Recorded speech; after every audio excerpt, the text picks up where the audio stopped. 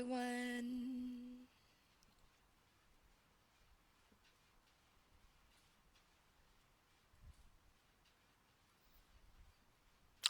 Hello. Assalamualaikum and good morning, everyone. I'm sorry because I did not post about today's live session, but that is because honestly, I was still thinking about what topic to share with all of you today until the very last minute. So I'm so sorry. But today, basically, what I want to talk about is phoneme deletion. So we have learned about phonological awareness, phonemic awareness in our sessions last week, right? So we know that phoneme means the smallest unit of sound in a word. For example, the word cat is made up of three phonemes: k, a, t. The word tree, even though there are four letters, are also made up of three phonemes. I'm sorry, three phonemes for the word tree. So it's e. I'm sorry, what? Tree, not three. Sorry. So three phonemes. E. Okay, I'm sorry. Okay, anyway, phoneme deletion. What does it mean? So to delete a phoneme means to eliminate one sound from the word. So for example, if I were to say, what is cat without k?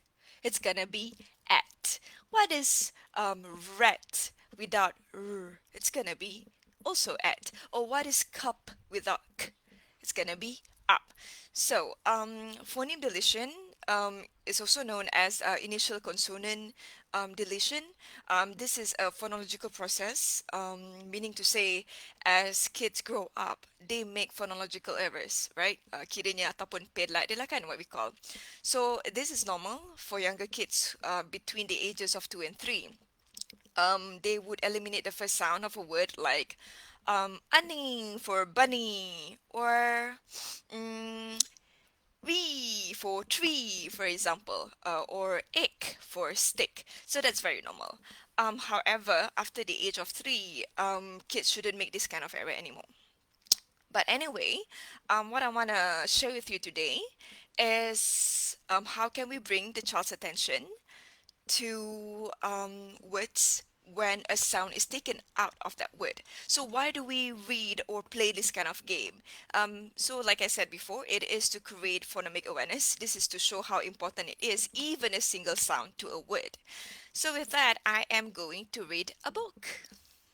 But caution, there is a part in which I would need to sneeze. I wouldn't be able to do it naturally, so it's going to be awkward when I reach that part. So the book I want to share with you today is Did You Take the Bee from My Ook? Oh, another thing is the words in the book might not be familiar to some kids. So for example, we have the word bed. Okay, bed might be familiar, but we also have bull. Bull isn't so familiar. We have beetle, again, not so familiar.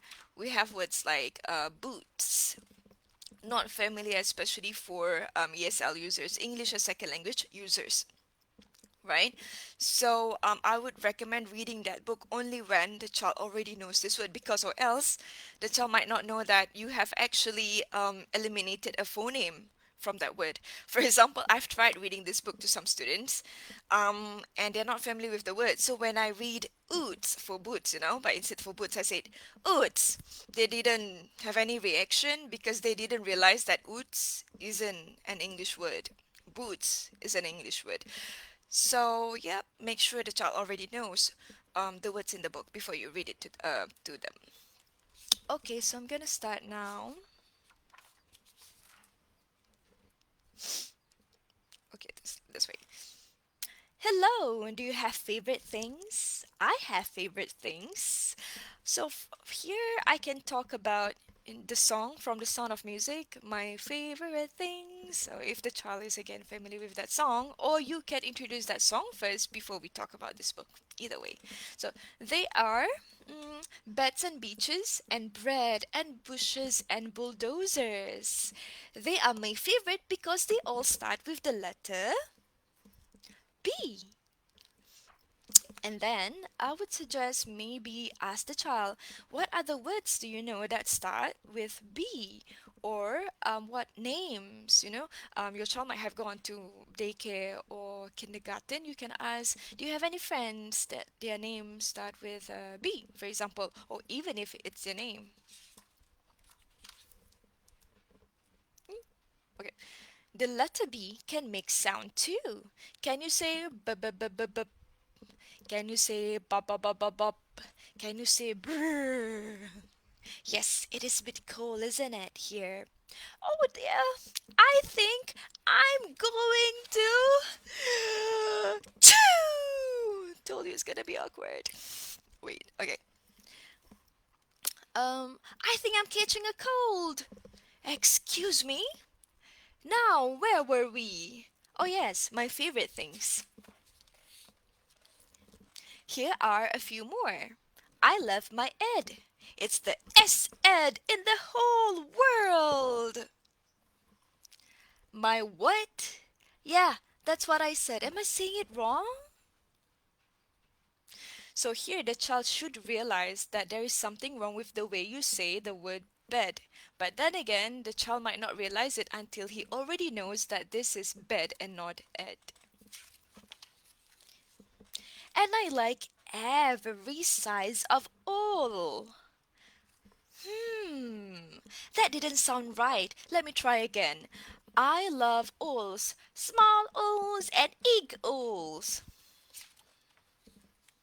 I kick my all whenever I can. I think my favorite letter has gone from this oak. Let's check. Look, the bee is running away. Look at this butterfly. Huh? Butterfly? Butterfly? Can you tell me what that is? Yeah, a butterfly. So by now the child should catch that there is something wrong with the way you pronounce the words, that there is a sound missing. Or he might even say, no, that's not an butterfly, it's a butterfly. Yeah. And look at this eagle. That's odd. It's still not there. Is it there when you say it? Can you say it? So the child might say beetle, but you keep saying eagle, eagle. Something is wrong. Something is missing. Oh, so it's just me then. Here's a pair of loots. This is awkward. Did you take my favorite letter from this ook? Where did it go? Oh no! Now the eagle is wearing the loots. What? The eagle is wearing the loots and jumping on the bed. Oh, sorry, on the bed. Uh-oh. Now the eagle is wearing the loots, jumping on the bed and ouncing the all. I never realized how important my favorite letter was. We really needed to come back to his ook, don't we? Look, the eagle is wearing the loots, jumping on the jumping on the head and ouncing the all with the ools. Quick, you have to help me. Only you can say it. Come back! Come back! Louder! Again! All together. Come back! B. Bravo! Brilliant! You did it! You fixed it! You put the B back in this book.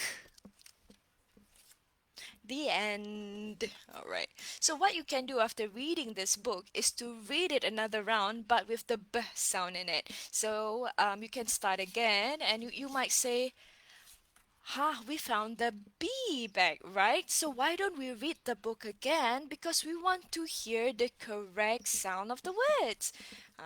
So you can start again. I love my, from the child, bed. It's the best bed in the world, and so on. All right? So So that is phoneme deletion. Phoneme deletion can be a phonological process, meaning to say the process in which a child learns language. So they either pay like they are phonological errors that is normal up to age 3, I think, if I'm not mistaken. Speech language pathologists would know more about that.